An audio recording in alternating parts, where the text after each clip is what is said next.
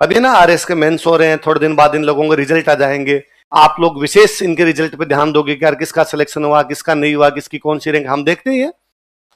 अखबार में इंटरव्यू छपते हैं जिन लोगों के सिलेक्शन होते हैं, तो अखबार में जब इंटरव्यू छपते हैं तो दो प्रकार के इंटरव्यू आते हैं।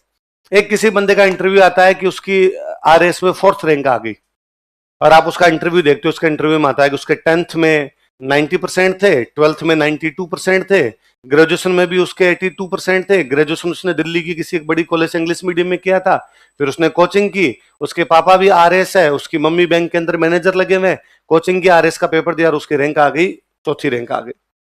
एक तो ये रिजल्ट आपके सामने। एक आप रिजल्ट और देखते हो कि कोई एक बंदा है सुदूर जैसलमेर बाड़मेर का या सुदूर डूंगरपुर बांसवाड़ा का कोई बंदा है, और उसकी रैंक तो आई है 632। कौन सी रैंक आई है? पर आप देखते हो कि 10th के बाद में उसकी पूरी पढ़ाई प्राइवेट हुई है, क्योंकि उसके पिताजी की डेथ हो गई थी, इसलिए वो कोई पार्ट टाइम जॉब भी करता था, साथ में पढ़ाई करता था। 12th में भी बाद में उसकी 58% है, ग्रेजुएशन में भी उसकी 52% है। उसने कोई कोचिंग भी नहीं की, उसने सेल्फ स्टडी की थी, एग्जाम दिया और उसकी रैंक कौन सी आ गई? 632। हमें मोटिवेट कौन करता है दोनों में से? जबकि दूसरे की 4th रैंक है और वो हमें मोटिवेट नहीं कर पा रहा, उल्टा हमें लगता है तेरी फर्स्ट क्यों नहीं आई?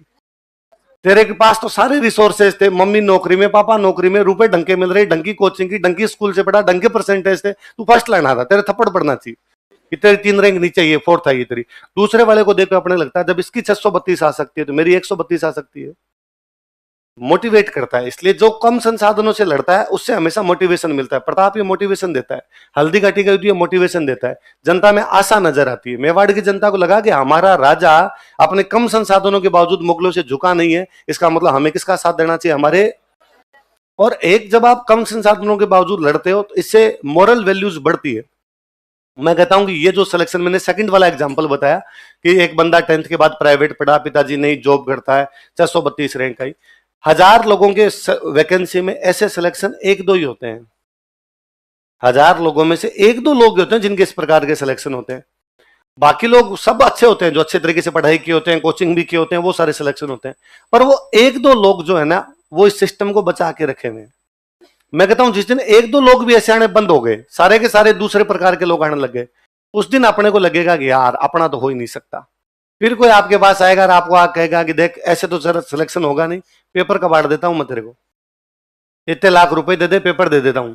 आप कहोगे नहीं मैं ऐसे ही सिलेक्शन करवा लूंगा, बता ले किसी का हुआ है तो ऐसे, ऐसा सब उनके ही हो रहे हैं, तेरी कैसे पार पड़ेगी? तो आप कहते हो साहब ये कर लेते हैं, तो ये नैतिक मूल्य थोड़ी है नैतिकता, अपने आप नैतिक मूल्यों का हरास है।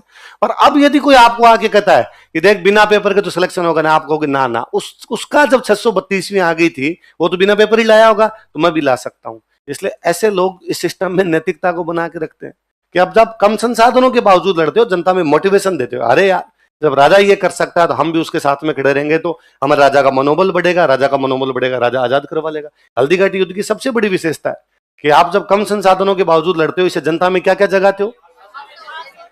फिर एक तीसरी बात, बड़ी इंपॉर्टेंट बात है कि बाकी कोई लड़ाइयां मेरे कोई पूछे कि यार खानवा का युद्ध किसके बीच में हुआ था, तो मैं कहूंगा बाबर की सेना और संगा की सेना के बीच। मेरे से आप पूछो सारंगपुर की लड़ाई किसके बीच में हुई, मैं कहूंगा कुंभा की सेना और महमूद खिलजी की सेना में। अब मेवाड़ के जो अकबर के साथ में लड़ाइयां हैं वो अकबर की सेना और प्रताप की सेना के बीच नहीं है, वो अकबर की सेना और मेवाड़ की जनता के बीच में, जन जन के अंदर भर गया था। आपको ये सोच के अलग फील नहीं होता कि भील इस युद्ध में क्या कर रहे हैं? भीलों की एक पूरी सेना है। मैं तो जब ये पढ़ता हूं ना तो मुझे केवल ये एक फैक्ट नहीं लगता है कि राणा पुंजा के नेतृत्व में भील आ गए थे, मुझे लगता है यार महाराणा प्रताप कितने बड़े सोशल रिफॉर्मर थे, वो कितने बड़े समाज सुधारक थे। वो मध्यकालीन समाज जिसमें छुआछूत अपने चरम पर थी, अनटचेबिलिटी आज दिन तक गांव से नहीं मिट पाई है, आज दिन तक छुआछूत अनटचेबिलिटी है। आज के 500 साल पहले एक राजा उन भीलों को कहता कंधे से कंधा मिला के लड़ेंगे और भील उसके लिए जान देंगे। तो राजा कितना बड़ा रहा होगा कि उसने जनता को शामिल कर लिया था, जनता को एक एक जनता को ये कहने में कामयाब कर लिया था कि ये लड़ाई मेरी लड़ाई नहीं है, ये लड़ाई हम सब की लड़ाई है, ये हमारे मेवाड़ देश की लड़ाई है। भाई ऐसा तो नहीं हुआ होगा ना चलते युद्ध के बीच में प्रताप ने कहा होगा कि भील थोड़ा उधर लड़ेंगे हम इधर लड़ेंगे, टच मत हो जाना रहे। ऐसा भी नहीं हुआ होगा कि भीलों के मटके अलग रहेंगे, पानी के हमारे मटके अलग रहेंगे, साथ लड़े होंगे। अपनी जनता में इस भाव को जगा देना कि ये लड़ाई मेरी नहीं है, जन जन की लड़ाई, वरना पहले केवल सैनिक लड़ते थे, लड़ते अब भी क्या पता सैनिक है, लेकिन अब भी बाकी सब लोग, हथियार बनाने वाला कह रहा है हथियार हम लाएंगे, अनाज वाला कह रहा है अनाज हम लाएंगे, घोड़े वाले कह रहे हैं सब घोड़े हम देंगे, भील कह रहे हैं साहब तीर कमान चाहिए और सहायता चाहिए, ये मुगलों का जो भी रसद आता लूटने की जिम्मेदारी हमारी है, चिंता मत करो। बदायूं नहीं कहता है हम भीलों के गांव से गुजरते थे, हालत खराब हो जाती थी, पता नहीं कहां से कौन सा तीर आके लग जाएगा, राम राम करके निकले थे गांव से हम। ये राजा की विशेषता है कि राजा अपनी जन जन के अंदर राष्ट्रवाद भर के चला गया। मैं आज भी कहता हूं कि हम तमाम लोग जो राजस्थान के लोग हैं, हम 47 से पहले अलग अलग देशों के लोग थे। 47 से पहले हम भारत के अंदर नहीं थे, 47 से पहले राजस्थान नाम की कोई जगह नहीं थी। 47 से पहले मेरा देश बीकानेर था, आपका किसी का देश भरतपुर रहा होगा, आपका किसी का देश टोंक है, आपका किसी का देश बांसवाड़ा, आपका किसी का देश जैसलमेर है, किसी का देश उदयपुर है, किसी का देश जयपुर। हमारे देश अलग अलग थे, उनके सिक्के अलग अलग थे, उनका झंडा अलग अलग था, उनकी सेनाएं अलग अलग थी, उनका सिस्टम पूरा अलग अलग था। 47 के बाद हमें यूनियन बनाई गई हमारी, और उसका एक राजस्थान बना दिया गया।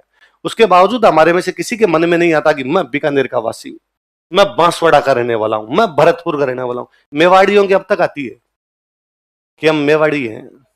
ये राष्ट्रवाद प्रताप का भरा हुआ उन दिनों का, मतलब मैं अभी थोड़े दिन पहले किसी एक मेवाड़ के कवि की कविता सुन रहा था कोई, तो उसमें कवि कह रहे थे कि चित्तौड़ के पास एक नदी निकलती है बेड़च। कौन सी नदी है? बेड़च। बेड़च जाके मिल जाती है बनास में। किसे मिल जाती है? बनास जाके मिल जाती है चंबल में, और चंबल जाके मिलती है यमुना में। बेड़च किस में मिलती है? बनास। बनास किस में मिलती है? चंबल। चंबल किस में मिलती है? तो एक दिन बेड़च का एक तिनका, तिनका समझते हो? तिनका, घास का तिनका, कचरा को तिनका, एक तिनका पानी में तैरता तैरता यमुना में जाके मिला, तो यमुना के तिनके से बातचीत करता है। उधर से यमुना में कोई तिनका है, तो यमुना के तिनके से बातचीत करता है, तो यमुना का तिनका उस बेड़च वाले तिनके कहता है कि तेरे में तो एटीट्यूड किस बात का है, इतना घमंड कैसे है, तू अलग अलग क्यों रहता है? तुझे पता है मैं कौन हूं? मैं यमुना का तिनका हूं। यमुना उस जगह से आती है जहां कभी भगवान कृष्ण खेले हैं, तो मेरी धरती तो वो है, मैंने उस धरती का मैं उस धरती में उगा हूं जहां पे भगवान कृष्ण खेले हैं, मैंने वो पानी पिया है जो भगवान कृष्ण ने पिया है, तो मेरा एटीट्यूड तो जचता है कि मैं कहूं साहब भगवान की धरती का आदमी हूं, तू क्यों टेढ़ा टेढ़ा घूमता है? वो वापस उसको कहता है कि मैं मेवाड़ से आया हूं, और मेरी धरती ने पानी नहीं पिया है, खून पिया है, खून, इसलिए मैं उस खून वाली धरती का हूं। मेरे में एटीट्यूड नहीं आएगा तो किसमें आएगा? मतलब एक कवि ने तिनके में भी राष्ट्रवाद दिखाया है कि मैं मेवाड़ का हूं, इसलिए मेरे में अलग प्रकार की बातें, तेरे में अलग प्रकार की बात नहीं आ पाएगी। आप राजस्थान के पुराने दोहे सुनेंगे तो राजस्थान के दोहे वैसे मिलेंगे कि सुअर होता है, सुअर जानवर, जंगली सुअर को अपनी राजस्थानी कहानियों में बहुत ताकतवर जानवर बताया गया कि जंगली सुअर बड़ा ताकतवर होता है। अपनी कहानियों में वैसे वर्णन मिलेंगे कि जंगली सुअर को पहले जब भालों से मारते, जंगली सुअर को भालों से मारने के लिए जाते, जब तक बंदूकें नहीं आई थी तो भालों से मारने जाते, तो सुअर इतना खतरनाक होता है कि भाले से मारने के लिए पास जाना पड़ेगा, तो वो वापस आप पे हमला करके आपको मार दे। तो अकेला आदमी यदि सुअर मारने के लिए जाए तो जिंदा नहीं है, इतना ताकतवर होता है कि उसके आगे वो दांत निकला होता है, उस दांत को उसके घोड़े के पेट के नीचे लगा के उल्टा फेंक दे, इतनी ताकत होती है। तो एक बार कोई एक मेवाड़ का राजकुमार है, वो राजकुमार अपने कुछ साथियों को लेकर निकलता है और डेली सुअरों का शिकार करता है। फाइनली उसने मेवाड़ के पहाड़ों के सारे सुअर मार दिए, एक जोड़ा बचा हुआ है, सुअर और उसकी मादा जो है, सुअर की मादा को अपने यहां बोलते भूंडन, अपनी भाषा में क्या कहते? तो एक वो सुअर और इसकी भूंडन, दो बैठे हुए, नर मादा दो जोड़ा, एक बैठा हुआ है, बाकी सब मर गए। वो अपनी गुफा के अंदर बैठे। एक दिन गुफा के बाद टप टप टप घोड़े की टापों की आवाज आती है, भाले एकदम टक टक यूं पहाड़ों पे लग रहे हैं, और उस भूंडन ने अपने सुअर को कहा कि बाहर आ गया, वो सारे मर गए, हम लास्ट बचे में, आज मरेगा। मैं तेरे को एक काम बताती हूँ, ये पीछे से एक रास्ता निकलता है, इस रास्ते से बाहर भाग जाते हैं, ये मेवाड़ में रहते नहीं है, आगे मालवा की तरफ भाग जाते हैं ताकि जान बच जाएगी। वो सुअर उस वाइफ को, अपनी मादा को अपनी कहता है कि मगरो छोड़ू हूं नहीं, भूंडन मत बिलमाए। मगरा मतलब होता है पहाड़, मगरा मतलब मगरो छोड़ू हूं नहीं, मैं मगरा छोड़ के नहीं जाऊंगा, भूंडन मत बिलमाए, भूंडन मेरे को राजी करने की कोशिश मत कर, डिस्ट्रैक्ट करने की कोशिश मत कर, मगरो छोड़ू हूं नहीं, भूंडन मत बिलमाए, सेला टकरा झेल स्यू, सेल मतलब भाला, सेल मतलब सेला टकरा झेल स्यू, भालों की टकरें झेल लूंगा, भाजा वंश ल जाए। भाग गया तो मेरा वंश लज्जित हो जाएगा कि मेवाड़ का सुअर भाग कैसे गया था। पशु में भी राष्ट्रवाद दिखाया हुआ है। तो हल्दी घाटी के युद्ध ने मेवाड़ की जनता में, जनजातियों में कौन सी भावनाएं भर दी थी? उन्हें कूट कूट के भर दिया था कि हमारा देश मेवाड़, और हमारे देश पे किसी राक्षस की औकात नहीं कि इधर आंख उठा के देख ले। इसलिए अकबर जैसा इतना शक्तिशाली बादशाह जो पूरे भारत को झुका गया, मेवाड़ को कुछ नहीं कर पाया।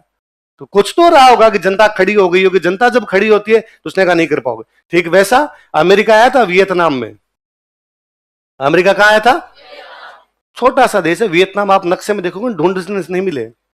अमेरिका की पार नहीं पड़िया। मैं कल कोई वेब सीरीज देख रहा था तो अमेरिका का राष्ट्रपति है जॉनसन, तो जॉनसन उसके अंदर कह रहा है अपने अधिकारियों को कि और वियतनाम में क्या करोगे तुम? तो वो कहते हैं कि हम वियतनाम में 1 लाख सैनिक और उतार देते हैं। तो वियतनाम का उस समय जो नेता था उसका नाम था होचिमिन। तो होचिमिन वापस 1 लाख उतार देगा तो वापस होचिमिन, जनसंख्या ही नहीं है, इतने सैनिक कहां से उतारेगा? जन जन लड़ेगा, सारे के सारे लड़ेंगे भाई साहब। कैसे लड़ोगे तुम उनके साथ? तो ये मेवाड़ का संघर्ष था। तो